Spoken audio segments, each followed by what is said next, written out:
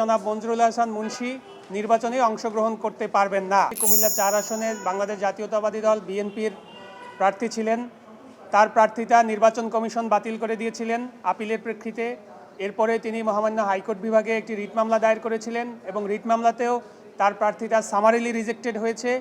এরপরে তিনি বাংলাদেশের সর্বোচ্চ আদালত মহামান্য আপিল বিভাগে তিনি একটি আপিল দায়ের করেছিলেন, সেটি শুনানি হয়েছে এবং আজকে সেটি আদেশের জন্য ছিল। বাংলাদেশের প্রধান বিচারপতির নেতৃত্বে আপিল বিভাগের পূর্ণাঙ্গ বেঞ্চ সেই আপিলটি ডিসমিস করে দিয়েছেন, অর্থাৎ খারিজ করে দিয়েছেন।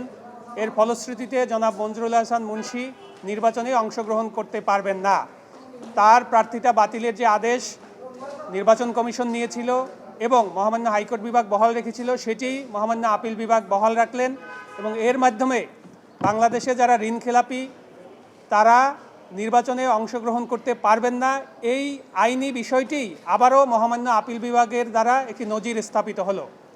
এখানে স্পষ্ট হলো যে যারা জনগণের টাকা, ব্যাংকের টাকা তারা ঋণ গ্রহণ করে সেগুলো পরিশোধ না করে সেগুলো মেরে খায়, তাদেরকে নির্বাচনে অংশগ্রহণের জন্য আইনি বিধিনিষেধ রয়েছে।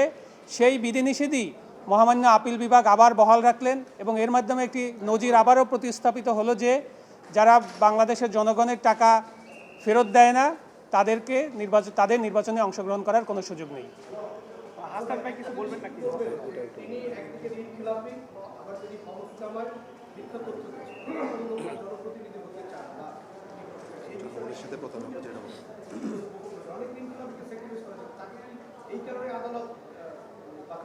দেখুন, মহামান্য হাইকোর্ট বিভাগ যখন তার রিট পিটিশনটি সামারিলি রিজেক্ট করেন সেখানে দুইটি অবজারভেশন ছিল। এক হচ্ছে তিনি ঋণখেলাপি এবং ঋণখেলাপির কারণে তিনি নির্বাচনে অযোগ্য। এছাড়াও তিনি যে ঋণখেলাপি ছিলেন এই তথ্যটিও তিনি হলফনামায় উল্লেখ করেননি, অর্থাৎ জেনে শুনে বুঝে তিনি মিথ্যা তথ্য হলফনামায় দিয়েছেন। এর পরিপ্রেক্ষিতেই কিন্তু এই দুইটি বিষয় আদালত বিবেচনায় নিয়েছেন এবং পিটিশনারের পক্ষ থেকে আপিলকারীর পক্ষ অর্থাৎ মঞ্জুরুল হাসান মুন্সির পক্ষের আইনজীবীরা আদালতে যুক্তি দেওয়ার চেষ্টা করেছিলেন যে মঞ্জুরুল হাসান মুন্সি তিনি ঋণখেলাপি নন, তিনি আদালতের আদেশ দ্বারা সুরক্ষিত এবং এই আদেশ আবার মহামান্য আপিল বিভাগের চেম্বার জজে স্টে হওয়ার পরে তিনি কিছু টাকা পরিশোধ করেছেন বলে তাকে ঋণখেলাপি ধরা যাবে না। এক্ষেত্রে আপনাদের আমরা জানাতে চাই যে জনাব মঞ্জুরুল হাসান মুন্সির 3টি ব্যাংক এবং আর্থিক প্রতিষ্ঠানের সাথে ঋণের ব্যাপার ছিল। প্রিমিয়ার ব্যাংকের এলিফ্যান্ট রোড শাখায় তার কাছে পাওনা ছিল 94 কোটি টাকার বেশি, আইডিএলসিতে তার পাওনা ছিল 36 কোটি টাকার বেশি এবং আপনারা শুনে অবাক হবেন প্রাইম ফাইন্যান্সের কাছে তার পাওনা ছিল 5,71,000 টাকা, সেটাও তিনি পরিশোধ করেননি। অর্থাৎ তিনি একজন হ্যাবিচুয়াল ঋণ ডিফল্টার এবং তিনি এই ঋণগুলো নিয়েছিলেন 2004 এবং 5 সাল থেকে।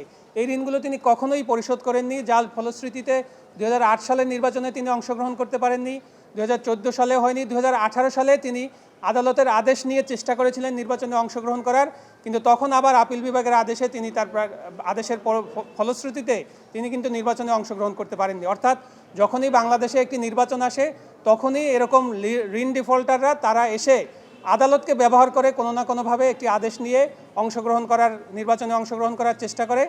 আমরা মনে করি যে এই রায়ের মাধ্যমে বাংলাদেশের জনগণ এবং ঋণ গ্রহীতা তাদের বিরুদ্ধে বাংলাদেশের জনগণের একটি মামলা ছিল এবং জনগণ এখানে বিজয়ী হয়েছে। যারা ঋণ গ্রহীতা, যারা হলফনামায় মিথ্যা তথ্য দেয়, যারা জনগণকে প্রতারিত করে, যারা নিজেদের দলকে প্রতারিত করে, যারা তাদের সমর্থকদের তাদের ভোটারদেরকে প্রতারিত করে, তাদের প্রতি একটি মেসেজ মহামান্য আপিল বিভাগের রায়ের ফলশ্রুতিতে হয়েছে এবং আমরা মনে করি যে বাংলাদেশের জনগণের বিজয় হয়েছে।